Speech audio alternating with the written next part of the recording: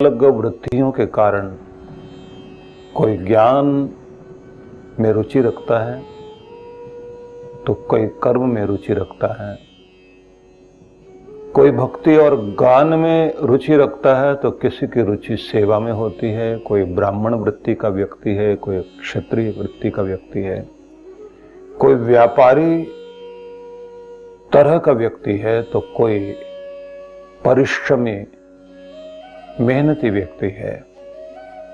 कुछ वे लोग भी हैं जो कुछ नहीं कर सकते क्योंकि कम बुद्धि के लोग हैं। सभी तरह के लोगों के लिए उन्होंने मार्ग सुझाए। उन मार्गों के द्वारा कहा कि किसी भी तरह से तुम चलो, हर मार्ग परमात्मा की तरफ जाता है। यह भी दर्शाया कि तुम जहां हो वहीं से तुम परमात्मा की तरफ जा सकते हो।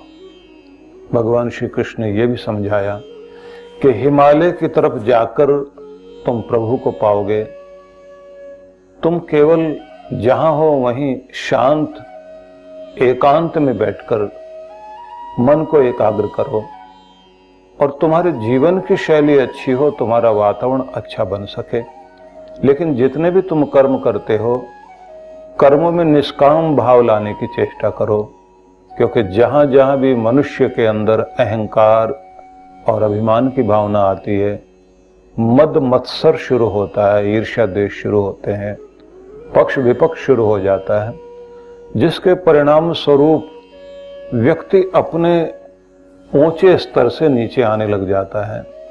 और वो जो हमारा मस्तिष्क अनेक अनेक जन्मों के साथ बनता आया है, या हमारे सूक्ष्म शरीर में चित्त में जो संस्कार बसे हुए हैं, वे संस्कार होते हैं जो पशुता से भरे हुए हैं। हमारे अंदर का पशुपन, जिसको आज का विज्ञान एनिमल ब्रेन कहता है, पार्श्विक मस्तिष्क, वह जो हमें पशु बना देता है, उस पशुता से अपने आप को जीतना है, उससे ऊपर उठना है। तो उसी स्थिति में एक संदेश, इस समय एक प्रसंग चल रहा है जो भगवान श्री कृष्ण कह रहे हैं कि करो, कर्मरत रहो, लेकिन कर्मरत रहते हुए आपको समाज में ऊपर उठे रहना है। एक बड़ी बात वो कहते हैं कि तुम लिप्त नहीं होना। ये लिप्त क्या है? लिपटना या चिपकना या अटक जाना या फंस जाना या बंध जाना, बंधन में आ जाना, इस सब को उन्होंने एक प्रयोग किया शब्द का, लिप्त मत हो, निर्लिप्त हो जाओ। निर्लेप है परमात्मा, सब में होकर भी, सबको अपने अंदर रख कर भी सब चीजें उससे अलग हैं, उसे पाप बांध नहीं पाता। इसलिए कहा शुद्धम अपाप विद्धम असना विरम, नस नाड़ियों से रहित है भगवान, शुद्ध स्वरूप है और हर व्यक्ति को पाप बींध देता है। बींधने से होता है कोई चीज आर पार चली जाए, जैसे सुई जो है कपड़े के आर पार जाती है, ऐसे व्यक्ति के अंदर पाप आर पार जाता है, उसे बींध देता है, उसमें छेद कर देता है, उसके अंदर के अमृत को खींच लेता है। तो तुम्हें उससे ऊपर उठकर जीना है। तो आज का श्लोक जो है कुछ अलग तरह का संदेश देता है। भगवान श्री कृष्ण ये समझाना चाहते हैं कि तत्ववित्त व्यक्ति वह होता है जो यह अनुभव करता है कि मैं शरीर नहीं हूं, न प्राण, न मन, न बुद्धि, न चित्त, न अहम तत्व। ये सारा मुझे एक शरीर मिला है इस संसार में कार्य करने के लिए। अब मैं जो सूंघता हूं, जो मैं चखता हूं, जो मैं खाता हूं, जो मैं बोलता हूं, तो वह मेरा शरीर कार्य कर रहा है। मैं साक्षी बन करके इस शरीर में बैठा हुआ एक चैतन्य रूप हूं, आत्मा हूं। इस संदेश को देते हुए वो कहते हैं कि मेरी इंद्रियां कार्य कर रही हैं, मेरे मन को भी कार्य करता हुआ देखते हो, लेकिन आत्मा साक्षी बना हुआ है, वह इन सब में लिप्त नहीं है। जैसे हमारे आत्मा पर भी मन के साथ जुड़ने के साथ प्रकृति से हमारी आत्मा बंध जाती है तो वो अपने आप को किस तरह का अनुभव करती है। व्यक्ति जो है अपना परिचय क्या देता है, मेरा ये नाम, मेरा ये चित्र, अपना फोटो आईडी कार्ड में देगा, अपना नाम बताएगा, पिता का नाम बताएगा, अपने स्थान का नाम बताएगा, उसके बाद व्यवसाय बताएगा, फिर अपने स्टेटस में वो सब चीज़ें बताएगा, ये मेरे पास में दौलत, जमीन, जायदाद, ये मेरा स्वामित्व। ये सब परिचय जब देता है तो आश्चर्य की बात है कि ये स्वामित्व छूट जाता है आखिर में, और ये शरीर भी यहीं पड़ा रह जाता है। तो ये तो मैं नहीं हूं जो यहां रह गया, तो फिर मैं कौन था वो जो मैं जा रहा हूं, और वही मैं हूं जो फिर कोई एक शरीर धारण करूंगा। तो वो ये कहते हैं कि तुम ये जानो कि तुम क्या हो, तुम उसे हर पल अनुभव करो। इसलिए एक बड़ा ऐसा संदेश दिया है कि जब हम श्लोक पढ़ते हैं तो ऐसा लगता है कि न जाने क्या कहा जा रहा है, और जब हम समझते हैं तो ऐसा लगता है कि एक अलग तरह की बात कही जा रही है कि तुम हर समय स्वयं को पहचानते हुए काम करो। मेरे शरीर में सुख दुख हो रहे हैं, भूख लग रही है शरीर को, शरीर भूखा, शरीर इस समय गिर गया, फिसल गया, शरीर को चोट लग गई, मैं आत्म तत्व हूं, मुझे इससे फर्क नहीं पड़ता। ऐसा समझना आसान बात नहीं है, इसकी अनुभूति करना आसान बात नहीं है। उपनिषदों में कहा है कि एक समय आएगा कि तुम अपनी अनुभूति को वहां तक ले आओगे कि छाया और धूप की तरह से तुम्हें अपना आत्म तत्व और तुम्हारा जो ये जड़ शरीर है, ये दोनों अलग अलग रूप में दिखाई देने लग जाएंगे। ये मैं और ये मेरी छाया, ये मैं आत्म तत्व और ये मेरी छाया, मेरा शरीर। छाया, माया, काया, लोग कहते हैं ना कि दुख आने पर ये साथ नहीं देते। अंधेरा हो जाए छाया भाग जाती है, माया भाग जाती है, दुख आ गया शरीर भी साथ नहीं देता, यात्रा तो अकेले की रह जाती है। मैं ये सब पहले क्यों बता रहा हूं आपको, क्योंकि जब हम श्लोक सुनने लग जाएंगे तो बड़ा गूढ़ लगेगा, ऐसा लगेगा न जाने क्या समझाया जा रहा है। इसलिए अब आपको जो ये सुन लिया है तो आपको लगेगा कि एक बहुत प्यारी बात और बहुत सरल चीज कही जा रही है। तो आइए हम श्लोक में प्रवेश करते हैं। नैव किंचित करोमि इति युक्तो मन्येत तत्ववित् पश्यन् श्रवण स्पर्शन जिग्रन अश्नन गच्छन स्वप्न श्वसन। और इसी के साथ में 9वां श्लोक भी इसी से जुड़ा हुआ है। प्रलपन विसर्जन गृहणन उन्मिशन निमिशन नपि इंद्रियाणि इंद्रियार्थेषु वर्तन्त इति धारयन्। तो ये दोनों श्लोक मिला करके एक हो गए। अब इसका अर्थ पहले सुन लीजिए, और पहले जो भूमिका मैंने बताई उसके साथ अर्थ को सुनते हुए और फिर इसके भाव की ओर चलना। अर्थ है, पहले मैं संस्कृत के अनुसार अर्थ करता हूं। नैव किंचित करोमि, मैं कुछ भी नहीं करता हूं, इति ऐसा,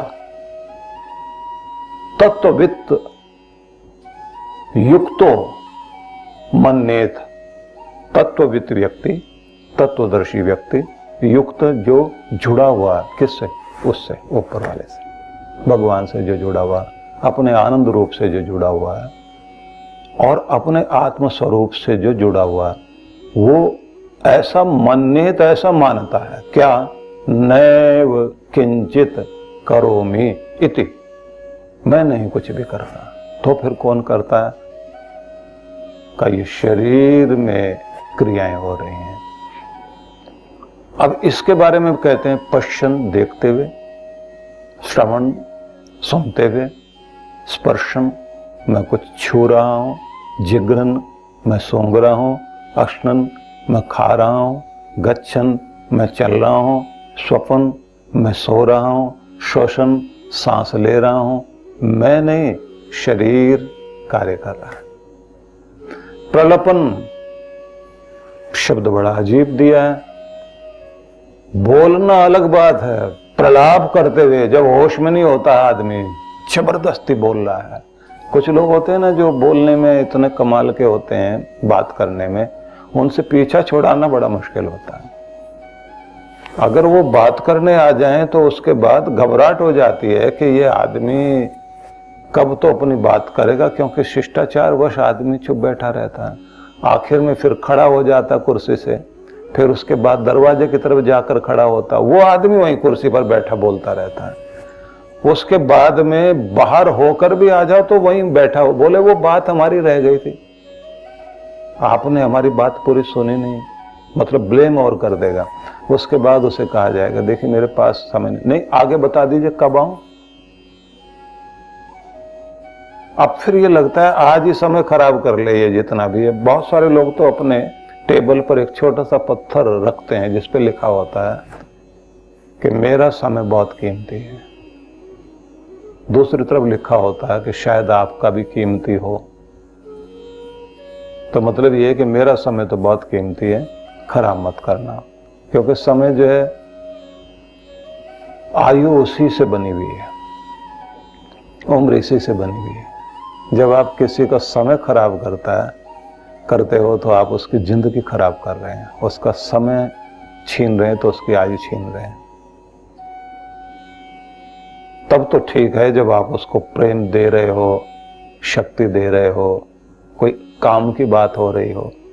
आप अपने अंदर की भड़ास जो कहीं भी नहीं निकल पाती तो उसको चुन लिया आपने। इस सब को जो है, एक तो होता प्रलाप और एक होता विलाप।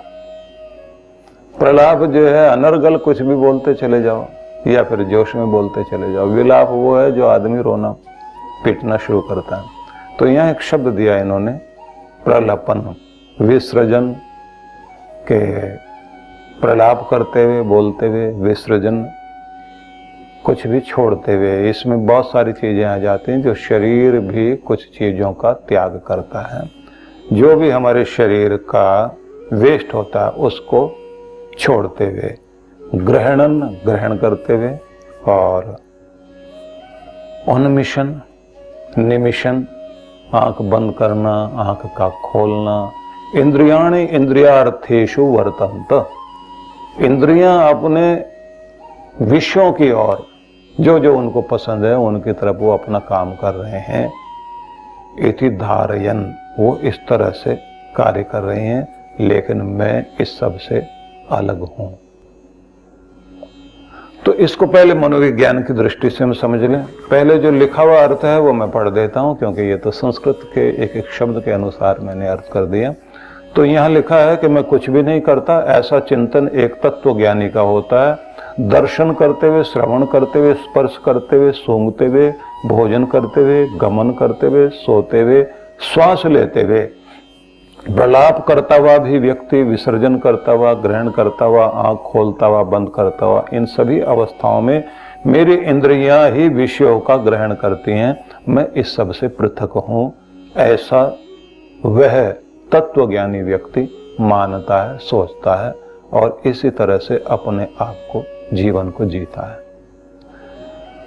एक मुक्तात्मा इंद्रियों की प्रक्रियाओं का सदा साक्षी बन करके रहता है, क्योंकि उसने ब्रह्म ऐक्य प्राप्त कर लिया है। देखता हुआ, सुनता हुआ आदि मैं नहीं करता, केवल मैं साक्षी हूं। केवल इंद्रियां अपने विषयों का व्यवहार कर रही हैं। ये अर्थ हुआ लिखित अर्थ, और शब्दार्थ भी संस्कृत के अनुसार मैंने आपको सुनाया। अब जरा हम लोग आज के मनोविज्ञान के अनुसार भी थोड़ा सा चिंतन कर लें और उसके बाद इसकी भावना को समझेंगे। हमारे शरीर के अंदर जो हम आंख खोलते हैं, बंद करते हैं, सूंघते हैं, चखते हैं, चलते हैं, अभ्यास करते हैं, ये सब चीजों को जो हर समय कंट्रोल कर रहा है वो हमारा ये सब कॉन्शियस माइंड है। इसके साथ में जो जुड़ी हुई चीज है वो अनकॉन्शियस माइंड है, और हमारा एक मेमोरी बैंक है, और इस सब के साथ में एक हमारा कॉन्शियस माइंड है। कॉन्शियस माइंड जो है वही सारी चीजों को कंट्रोल करता दिखाई देता है।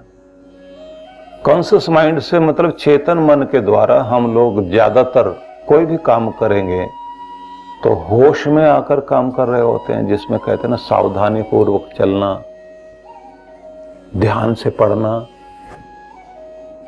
गाड़ी चलानी है तो बहुत ध्यान से, छोटी सी पगडंडी हो, उसके बीच में मोटरसाइकिल से आप जा रहे हो तो स्पीड भी कम रखेंगे, बैलेंस पूरा बना के रखेंगे, पूरा ध्यान पूरी चेतना एक ही जगह लगी रहेगी। इसको जब आप कर रहे होंगे तो उसको आप चेतन मन के द्वारा करें।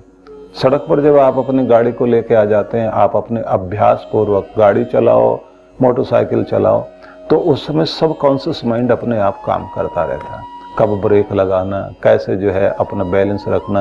आप आसपास के दृश्य देखते हुए लोगों से इशारे में बात करते हुए भी जा रहे हैं, लेकिन आप का जो सबकॉन्शियस माइंड है वो अपने आप सारी चीजों को करता जाता है। ऑटोमेशन पर हमारा शरीर चलता है। यहाँ तक चलता है कि रात को सोते समय भी करवट लेनी है, कब जो है हमें जो है चादर ओढ़ लेनी है, और कब उठ करके बीच में जाना भी पड़े तो शरीर अपने आप कहेगा कि नहीं अभी बीच में उठना पड़ेगा। सारी क्रियाएं जो हैं आपका सबकॉन्शियस माइंड करता है। कॉन्शियस माइंड की जो पावर है बहुत बड़ी पावर है, क्योंकि चलाता तो वही है, लेकिन उसके बाद भी मनोविज्ञान ये कहता है कि 10% पावर आपके चेतन मन में है, कॉन्शियस माइंड में है। 90% तो ताकत आपकी केवल मात्र आपके सबकॉन्शियस माइंड में है। मतलब ये है कि एक है घुड़सवार, उसको कहेंगे चेतन मन, और एक है घोड़ा जिस पर वो बैठा हुआ। तो कहा गया घोड़े की ताकत जो है वो 90% है।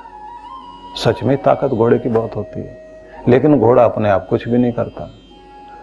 चेतन मन जो है, घुड़सवार जो है, जिस चीज का विश्वास कर लेगा, जिस चीज को ये मान लेगा, बस उसी को पूरा कराने में सबकॉन्शियस माइंड अपना काम पूरा शुरू कर देता है। अगर आपके चेतन मन ने मान लिया डरो ये कोई चीज खतरनाक है, सबकॉन्शियस माइंड पूरे शरीर को कहता है अलर्ट हो जाओ भाई ये गलत चीज है, और अंदर थरथराना और सारी चीजें। और अगर कॉन्शियस माइंड ने कहा हिम्मत, सामना करना है, पूरा शरीर अंदर जो है वो संदेश भेज देगा तैयार हो जाओ, हाथ भी पूरे तैयार हो जाएंगे, पूरा तरह से आप जो है इतने अलर्ट हो जाएंगे, क्योंकि जो आदेश देने वाला बॉस है वो कॉन्शियस माइंड है, और जो फौज मानने वाली है वो सब कॉन्शियस माइंड है। फौज को एक बार ऑर्डर दे दिया ये सारे काम करने, तो बड़े बाप ने, बिग बॉस ने, परमात्मा ने ऑर्डर पहले दे रखा, शरीर को ऐसे चलाना है। जिस समय शरीर में कोई विषैली चीज आ जाएगी तो एकदम उस समय जो तापमान को बढ़ा देना, तापमान बढ़ाकर पसीना लाना, शरीर के अंदर से सारे विषैले तत्व बाहर निकालना। और सबकॉन्शियस माइंड को एक काम दिया हुआ होता है, पूरे शरीर का तापमान मेंटेन करके रखना। तो ये विषय अपने आप में बहुत लंबा चौड़ा है। सार में मैं आपको बता देता हूं कि आपके शरीर को संचालित करने का काम सारा का सारा सबकॉन्शियस माइंड कर रहा है अपने आप, ऑटोमेशन पर। इंद्रियां अपना काम कर रही हैं, देख रही हैं, सुन रही हैं। यहाँ बोलना नहीं पड़ता, आत्मा बैठकर बोले जरा सुनना देखना क्या बात है। यहाँ तो सारी आवाजें, चमड़ी अपना काम कर रही है। कृष्ण भगवान कहते हैं इंद्रियाणि इंद्रियार्थेषु वर्तन्त। तो इति शब्द लगा हुआ सामने, इसलिए वर्तन्त कहा जा रहा, लेकिन वर्तन्ते। इंद्रियों के बीच अपने अपने विषयों के बीच में वर्ताव कर रही हैं, व्यवहार कर रही हैं। मतलब बोलना नहीं पड़ता कि आंख देखते रहो, कान सुनते रहो, चमड़ी तुम तापमान बताते रहो, नासिका तुम जो है गंध बता देना कि यहाँ की सुगंध दुर्गंध कैसी है।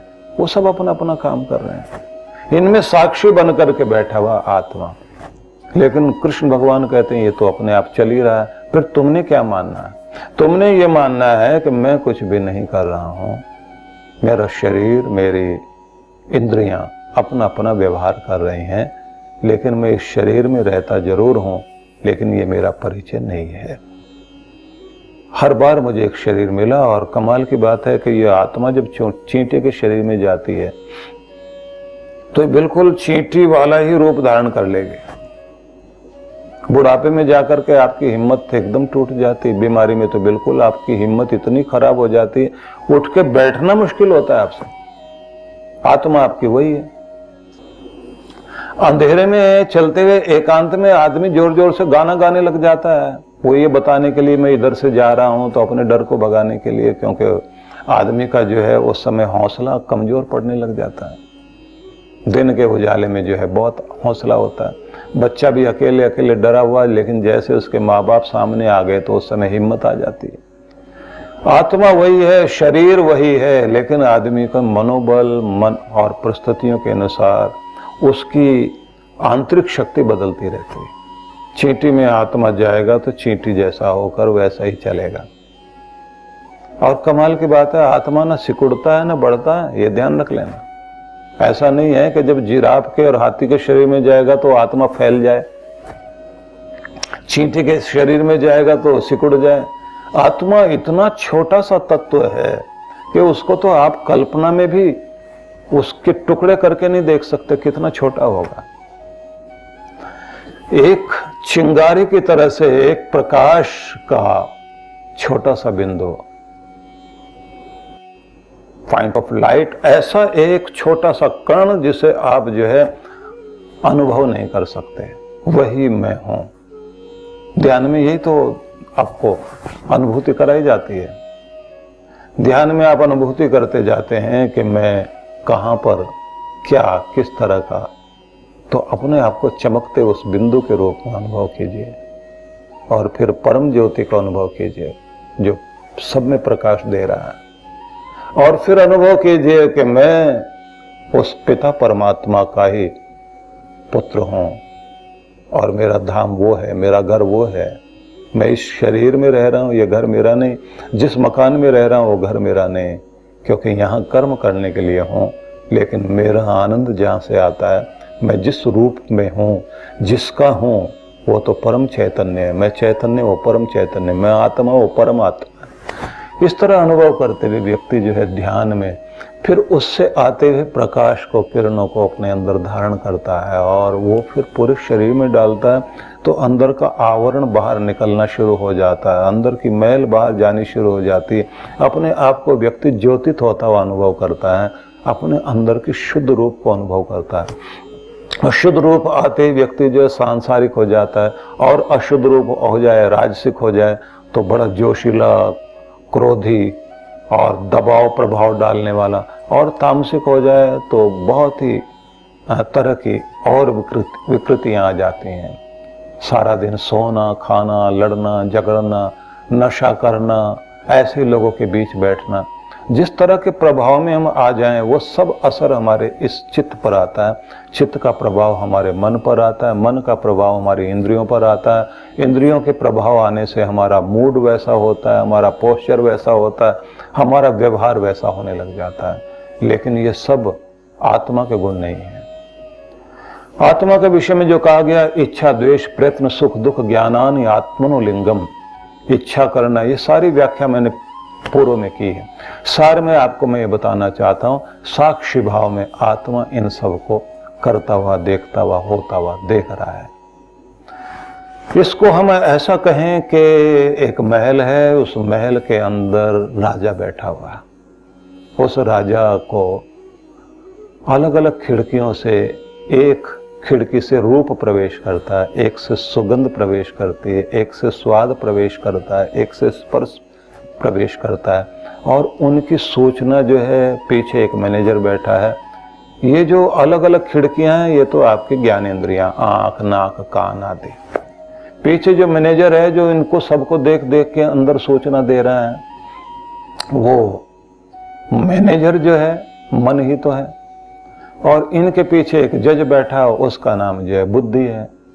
वो सब निर्णय कर रहा है कि जो तुम बता रहे हो, ये रनिंग कमेंट्री दे रहे हो, इधर से गेंद आ रही है, इधर से ऐसा चल रहा है, ऐसा हो रहा है, वो तो सारा फटाफट बोलता जा रहा है। मैनेजर उसको कह रहा है कि ये आवाज़ सुनो और समझो कि है क्या।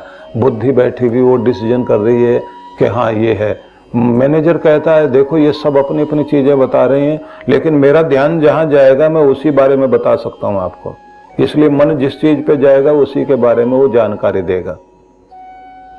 सुनाई तो सब पड़ रहा है, लेकिन ध्यान जिस पे जाएगा, अगर सुनने पर ध्यान जाएगा मन वहीं टिका हुआ होगा, अगर देखने पर जाएगा तो मन वहीं टिका हुआ होगा। ये सब सूचना अंदर दे रहे हैं, लेकिन सबके अंदर जो है पीछे बैठा हुआ है राजा।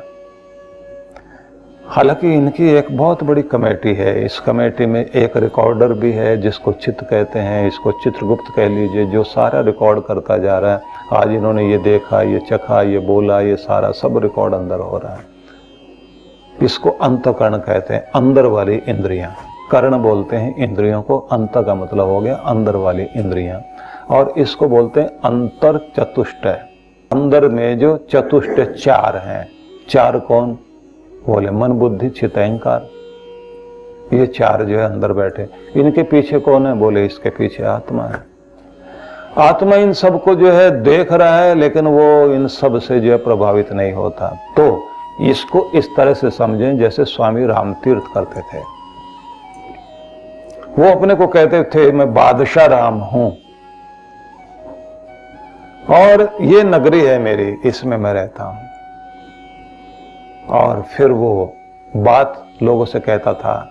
स्वामी रामतीर्थ जो बोलते थे ना, आज राम से मिलने के लिए बहुत सारे लोग आए और बड़ी मीठी मीठी बातें कर रहे थे, और बाद में पता लगा सब स्वार्थी थे, अपना मतलब पूरा करने के लिए आए थे।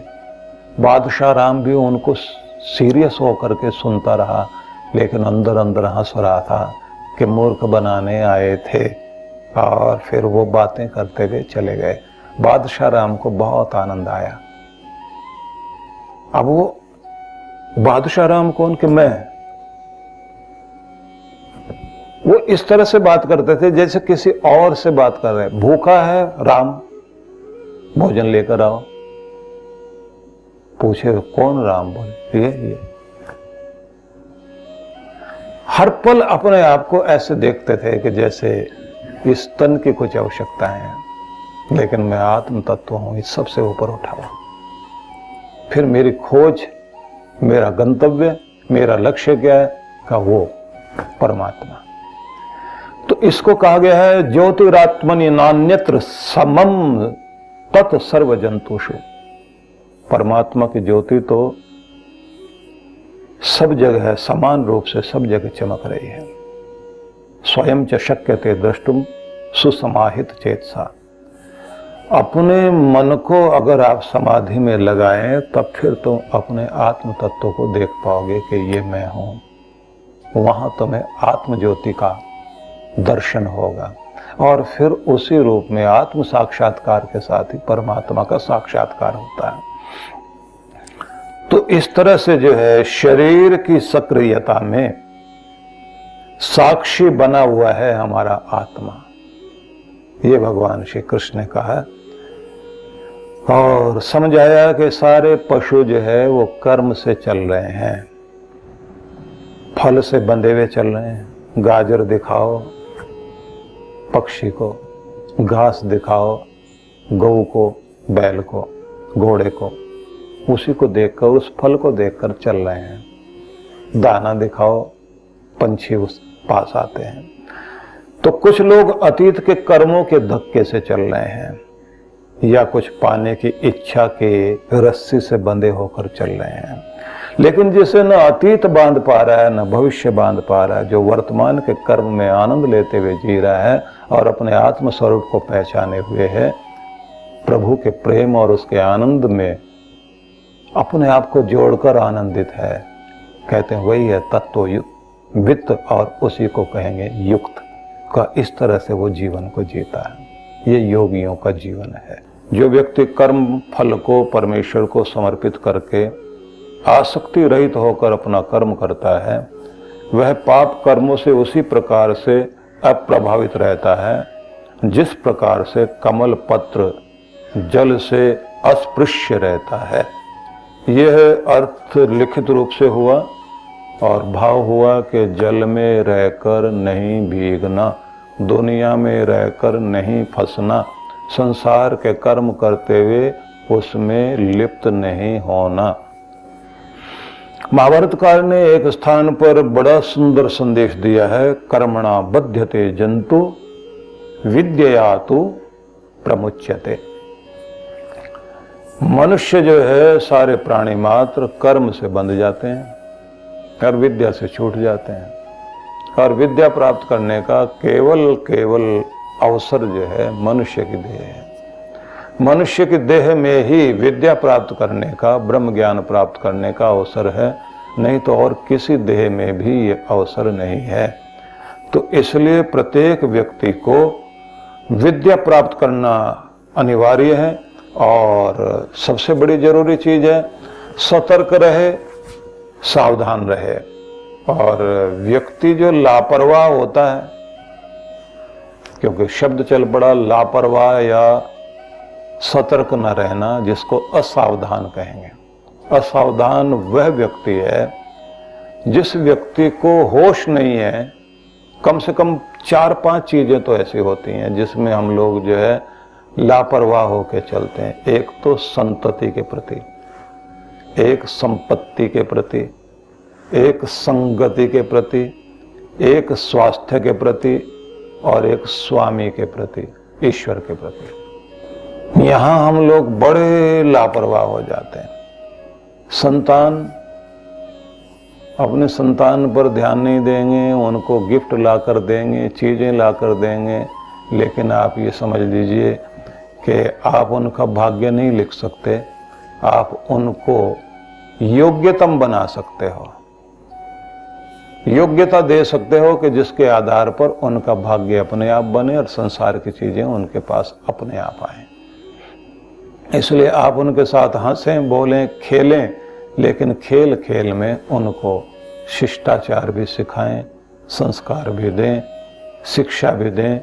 और कभी कभी कहानियों के अंदर, अगर छोटे बच्चे हैं तो कहानियों में ही जीवन का सार समझाएं। दूसरी बात है कि हम अपनी वास्तविक संपत्ति के प्रति लापरवाह हो जाते हैं, क्योंकि व्यक्ति की एक आदत होती है, वह जो मिल गया उस पर तो ध्यान नहीं देता, जो नहीं मिला उसके प्रति बड़ा ध्यान देता रहता है। तो असावधान हो जाना, लापरवाह हो जाना, संतान के प्रति, संपत्ति के प्रति, फिर संगति के प्रति, कैसे दोस्त, किस तरह के दोस्त, इनके साथ बैठना चाहिए, नहीं बैठना चाहिए। हम लोग कपड़ों में, भाषा में, आदमी जो स्टेटस दिखा रहा होता है वो सब चक्कर में आ जाते हैं। अंदर से पता लगता है कि बाहर से इसने पैसा जरूर कमा लिया, लेकिन अंदर से तो जीरो है, दरिद्र व्यक्ति है, वैचारिक दरिद्रता है, संस्कारों की दरिद्रता है। इस व्यक्ति के अंदर वो दरिद्रता है कि इसको तो बात करने का ढंग भी नहीं आता, इसके अंदर जो है संस्कार है ही नहीं, इसकी दशा ही गलत दशा है। आपको कहां धकेल ले जाएगा ये? जो व्यक्ति जिस तरह का होता है आपको खींचकर उसी तरफ प्रेरणा देगा। तो आपको संगति के प्रति जो है बहुत ध्यान देना चाहिए। और मनुष्य का स्वभाव भी बड़ा विचित्र होता है कि वो अपनों को इग्नोर करेगा, परायों को इम्प्रेस करेगा। ज्यादातर जो है इसी में हम लगे रहते हैं। जो पराये लोग हैं उनको इम्प्रेस करने में लगे रहते हैं कि वो हमारे हो जाएं, और जो अपने, जो आपके हो गए, उनको इग्नोर करता रहता है व्यक्ति। परिणाम ये होता है कि पराया तो तुम्हारा अपना होगा नहीं होगा, जिनको तुम इग्नोर कर रहे हो अपनों को, वो भी तुम्हारे से दूर हो जाएंगे। ये लापरवाही है। और लापरवाही स्वास्थ्य के प्रति, सेहत, हेल्थ के प्रति। सब लोग जो है चलता है सब कुछ, ये भी खा लेंगे, वो भी खा लेंगे, ऐसे भी रह लेंगे, वैसे भी रह लेंगे, लेकिन अगर आपके पांव की छोटी उंगली पर हल्का सा भी कभी दबाव आ जाए तब पता लगता है। और उसकी तरफ देखकर कहते हैं अच्छा तू भी है, और उस समय पता लगता है, वो भी बताती है कि हम भी बहुत कुछ हैं, अब लंगड़ा के चलो। तब समझ में आता है हम कितनी लापरवाही कर रहे थे। ध्यान देना चाहिए इस पर भी। शरीर के कहां कहां, किस किस भाग में, एक छोटे से नाखून में भी जिसकी आपने परवाह नहीं की, आपके पांव का अंगूठे का है या आपकी छोटी उंगली का है या बड़ी बीच की उंगली पांव की, और छोटी उंगली के बीच में भी एक उंगली है ना, उसके नाखून के एक कोने में भी अगर कोई फांस जैसी चीज चुभी हुई है तो वही बता देती है ना कि हम क्या हैं। तो लापरवाह नहीं होना शरीर के प्रति और स्वामी के प्रति, मतलब अपने मालिक के प्रति भी हम लापरवाह रहते हैं। जिस समय हमारे ऊपर संकट आता है तब हम उसको ध्यान देता है। तो जिस समय व्यक्ति सतर्क और सावधान होकर जिंदगी जीना शुरू करता है तो उस व्यक्ति का जीवन ऊंचा उठता है। इसलिए भगवान श्री कृष्ण ये कहते हैं, ब्रह्मणि आधाय कर्माणि संगम त्यक्त्वा करोति यः। संस्कृत के शब्दों के अनुसार अगर अर्थ करते हैं, अन्वय करना पड़ेगा पहले, तो उस हिसाब से आप समझ लीजिए। ब्रह्मणि आधाय संगम त्यक्त्वा यह कर्माणि करोति, ये एक अन्वय करके संगति बनी। अर्थ हुआ कि जो ब्रह्मणि आधाय परमात्मा को समर्पित करके संगम त्यक्त्वा और सभी प्रकार की आसक्ति को त्याग कर कर्माणि करोति, जो कर्म को करता है, मतलब जो अनासक्त होकर परमात्मा को समर्पित करके कर्म करता है। न लिप्यते सह पापेन, पापेन न स लिप्यते। अब क्लास तो चल नहीं रही, इसलिए मैं सीधा सीधा ही अर्थ करता हूं आपको, क्योंकि क्लास में तो इसी तरह पढ़ाया जाता ना। वह पाप में लिप्त नहीं होता। किस तरह से? एक उदाहरण दिया गया, पद पत्रम एव अंभसा। जिस तरह से जल के अंदर कमल का पत्ता निर्लिप्त दिखाई देता है, पानी की कोई भी बूंद उसके ऊपर गिरे, उसके ऊपर टिकी भी है, लेकिन फिर भी अस्पृश्य है, मानो उसको छू नहीं रही, उससे अलग दिखाई दे रही। अब थोड़ा इसको समझते हैं। गीता हमसे कर्म का त्याग करने को तो नहीं कहती, बल्कि उन्हें भगवान के प्रति जो एकमात्र अमरता है उसके प्रति समर्पित करने को कहती है। अपने कर्मों को भगवान को अर्पित करते हुए चलो।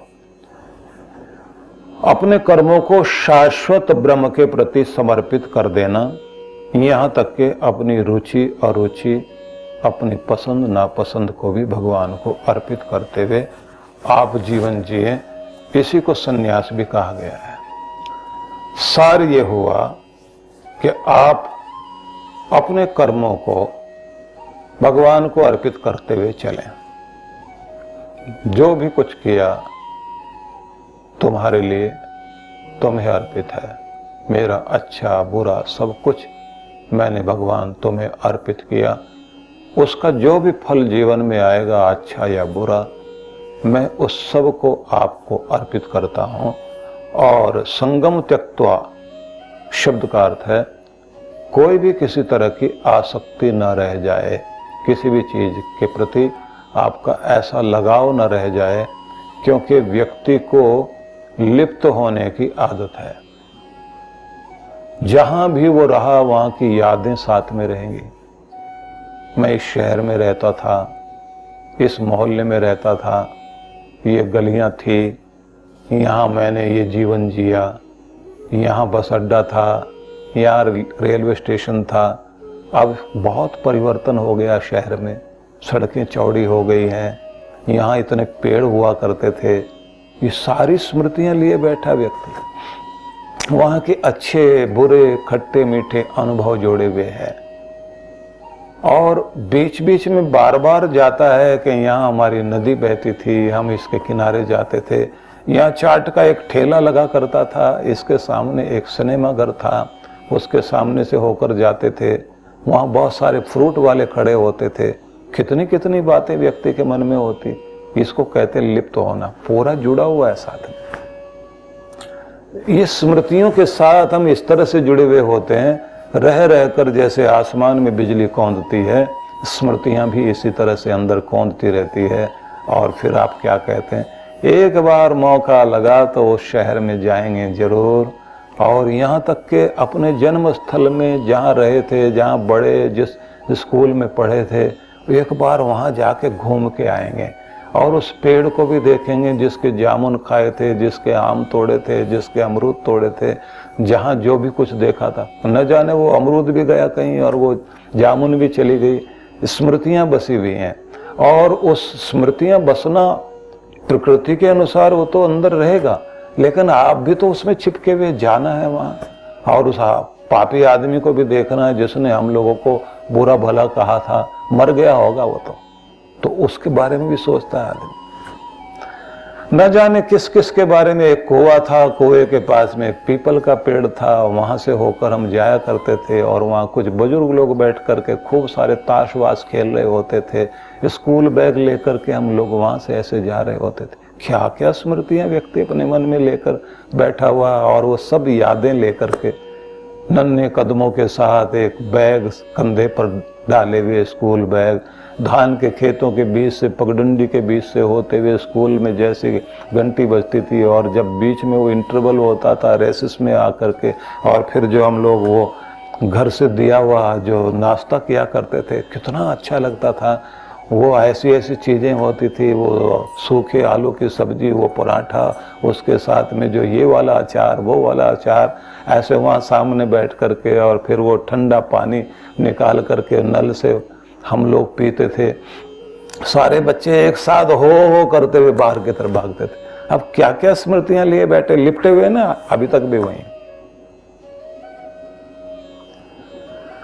वो सारी चीजें आपकी जिंदगी में हर जगह से तो आदमी लिपटता है, चिपकता है, बंधता है। कृष्ण भगवान कहते हैं एक एक वस्तु तुम्हें बांध लेती है। तुम अपने पुराने चीथड़ों तक को अपने साथ बांध के चल रहे होते हैं, क्योंकि उसमें तुम्हारी स्मृतियां बसी होती हैं, और उन सब को बांध के तुम, क्योंकि इसी तरह से दुनिया में जीता है इंसान। लेकिन वो कहते हैं कि सबको देखो, सबका आनंद लो, लेकिन सब में वो चीज हटा दो जहां से तुम्हें मोह, ईर्ष्या, बैर, और जहां तुम्हारा मन अटका रहे। क्योंकि आखिर में जब दुनिया छोड़ने की बारी आएगी, कहीं ऐसा ना हो कि कहीं से तुम फिर चिपक जाओ और तुम्हारी आत्मा फिर वहीं आकर के शरीर धारण करे और यात्रा वहां से शुरू हो जाए। तुम्हारी यात्रा तो वहां से आगे जानी चाहिए, क्योंकि तुम वहां से चलते चलते चलते चलते जिस ऊंचाई पर पहुंचे हो, तुम्हारी स्मृतियां फिर तुम्हें वहां ला करके दोबारा ना खड़ा कर दें, क्योंकि यात्रा वहीं से शुरू हो जाएगी जहां तुम्हारा आखिरी ध्यान रहेगा। तो इसलिए क्या करना है, न लिप्यते स पापेन, पाप में फिर से लिप्त नहीं हो जाना, कमल बन करके खिलना सीख जाओ। सरोवर का सुंदर खिला हुआ कमल जिस तरह से उस तालाब की शोभा बनकर पूरी प्रकृति को आकर्षण का केंद्र बना देता है, तुम जहां भी हो आकर्षण का केंद्र बने रहना। लेकिन हर व्यक्ति तुम्हें प्यार कर सके। जब व्यक्ति पक्ष में रहता है तो पक्ष वाले भले ही उसको प्यार करें, विपक्ष वाले तो नहीं करेंगे। जैसे सूरज सबका है, चांद सबका है, धरती सबकी है, हवा सबकी है, धूप सबकी है, परमात्मा का प्यारा तो सबका होता है, वो तो बहुत ऊंचाई पर पहुंच जाता है। और जैसे सूरज की किरणें गंदगी को भी छू रही हैं, फिर भी गंदी नहीं है, कीचड़ को भी स्पर्श कर रही हैं, लेकिन फिर भी वो मलिन नहीं हुई। वो फूलों को भी स्पर्श कर रही हैं, लेकिन फिर भी उनके अंदर जो है फूलों को छूने के बाद भी फूल का कोई प्रभाव नहीं है। तुम भी सारी दुनिया के बीच में रहना, सूरज बन करके चमकना। ये मैंने अपना उदाहरण दिया, लेकिन कृष्ण भगवान ने पद पत्रम इव अंबसा, कमल के पत्ते की तरह से निर्लिप्त होकर रहना, जल में रह करके भीगना नहीं, दुनिया में बस करके फंसना नहीं, और धीरे धीरे धीरे धीरे मुक्त होते हुए जिंदगी को ऊंचाई पर लेकर चलो। इसको अगर आप उपनिषद की भाषा में पढ़ें तो वहां पर लिखा न कर्म लिप्यते नरे, एक श्लोक मंत्र है पूरा पूरा, कुर्वन्ने वेह कर्माणि जिजी विशेषदम समा एवं त्वयि नान्य थे तो अस्ति न कर्म लिप्यते नरे। तो उसका एक छोटा सा टुकड़ा मैंने आपको सुनाया, न कर्म लिप्यते नरे, जिसका मतलब होता है उस मनुष्य को कर्म लिप्त नहीं करते, बांधते नहीं। किसको? तो वहां पर एक संदेश दिया गया, कुर्वन एव इह कर्माणि जिजी विषेत शतम समाहा। विच्छेद पदच्छेद किया मैंने, अन्वय करूंगा तो फिर वो व्याकरण वाली बात हो जाएगी। सार सुन लीजिए, कर्म करता हुआ यह मतलब इस संसार में मनुष्य 100 वर्षों तक जीने की इच्छा करे। कर्म नहीं छोड़ना, कर्मशील बनकर बहादुरी के साथ कर्म योद्धा बनकर कर्मवीर बनकर दुनिया में कर्म करते हुए जियो। लेकिन कर्म कौन से वाले? वह कर्म जो तुम्हें संसार में बांधते ना हो। बंधन मुक्त होकर के जिंदगी को जियो। जैसे जैसे उम्र बढ़ती चली जाए तो तुम सुलझने की कोशिश करते जाना, उलझने की कोशिश नहीं। ज्यादातर लोग जो है उलझन बढ़ाते जाते हैं, उलझते जाते हैं, धागे जैसे उलझ जाते हैं, उस तरह से उनकी जिंदगी और उलझ जाती है। जिस जिंदगी के अंतिम प्रहर में व्यक्ति ज्यादा आनंदित और शांत और प्रसन्न रहना चाहिए, तो एक बात बड़ी अजीब देखने को मिली है कि बुढ़ापे में चलते चलते व्यक्ति के पास जितना आनंद और जितनी प्रसन्नता और जितनी शांति और जितना चैन होना चाहिए वो बचपन में तो होता है, बुढ़ापे में नहीं होता, क्योंकि जीने के ढंग में ही कमी है। जबकि सारी जिंदगी की सबसे ज्यादा मिठास तो बुढ़ापे में दिखाई देनी चाहिए। परिस्थितियां तो सबके सामने आएंगी, परिस्थितियों से निकलना आना चाहिए। कृष्ण भगवान को हम लोग सुन रहे हैं, उनका चिंतन कर रहे हैं, तो आप अगर उनकी सारी लीला में झांकियों में झांकने की कोशिश करें तो आपको समझ में आएगा कि जहां जन्म के साथ ही परिस्थितियां भयंकर रूप धारण करके खड़ी हुई हों और नर रूप में जीवन जीते हुए कृष्ण भगवान, उनका शरीर बड़ा हो रहा है, वे बड़े होते जा रहे हैं, और जिस समय की जैसी परिस्थितियां हैं उस सारी परिस्थितियों के बीच लड़ते हुए भी उनका आनंद उसी तरह रहता है। इसलिए वो बांसुरी उसी तरह उनकी बजती रही, उनका खेल वैसे चलता रहा, उनका जीवों के प्रति प्यार चलता रहा, उनका अपने माता पिता के प्रति उन्हें आनंदित करना और थोड़ा सता करके आनंदित करना, ये सारे खेल उनके चलते रहे। उस वात्सल्य को जो उन्होंने पाया वो भी अद्भुत, वो प्रेम जो उन्होंने दिया वो भी अद्भुत, वो दया करुणा जो उन्होंने की वो भी अद्भुत, और वो जो निर्भयता उन्होंने दिखाई वो भी अद्भुत, और सारे दुखों के बीच, चुनौतियों के बीच जिस शौर्य और साहस का परिचय दिया वो भी अद्भुत। यही है जीवन। कर्म तो करना ही है, लेकिन उसके बाद भी बीच बीच में याद करते हैं। जब विदुरानी ने उनको जो है शाक पात खिलाया अपने घर में, तो उनका भोजन ग्रहण करते समय उन्होंने थोड़ी आंखों में उदासी दिखाई। तो जब विदुरानी पूछती हैं कि क्या हुआ, तो कहते हैं आज यशोदा माँ याद आई है, ऐसे खिलाती थी और ऐसे ही भोजन देती थी, माँ याद आ गई है। बहुत प्यार से याद करते हैं। कमाल तो ये होता है कि विदुर को देखकर उनके हाव भाव अलग हो जाते हैं और शकुनी को देखकर अलग। शकुनी को लगता है मेरा प्रतिद्वंदी है, विदुर को लगता है मुझे जैसा चाहिए वो तो यही है, विदुरानी को लगता है कि हमारी बात समझने वाले तो कृष्ण है और तो कोई है ही नहीं, सुदामा को लगता है एक ही तो है जो हमारी भावना को समझ सकता है और तो दुनिया में कौन समझेगा, द्रौपदी को लगता है कि मेरे लिए सखा बन करके जैसे कोई सहेली बनकर आ गई है तो वो तो कृष्ण है। सब जगह उनकी चेतना उसी तरह से फैल जाती है। इसलिए रसोई घर की ड्योढ़ी पर बैठ करके शायद चावल बीनते हुए द्रौपदी बात कर रही है, इधर कृष्ण बैठे हुए पीढ़ी पर, और दोनों इस तरह से बैठे हुए बात कर रहे हैं जैसे बचपन में खेलते हुए बड़े हुए हों। वही जो गीता का ज्ञान दे रहे हैं, मैं उनकी बात कर रहा हूं। कृष्ण जो गीता का इतना अद्भुत ज्ञान देते हैं वो कहां किस तरह के हो जाते हैं। अभिमन्यु के साथ खेलते हुए उसको धनुर्विद्या सिखाते हुए उनका रूप अलग हो जाता है। उसके बाद भी सब चीजों से निर्लिप्त होकर, और फिर उस स्थिति को जरा सोचिए जब बहलिए का तीर उनके विषैला तीर आकर के उनके पांव में लगा था और उनको लगा कि शरीर छोड़ने का समय आ गया, और बहलिया आकर पश्चाताप व्यक्त करता और कहता है कि मुझे नहीं पता था कि आप हो, मैंने तो हिरण्य समझ करके तीर चलाया था।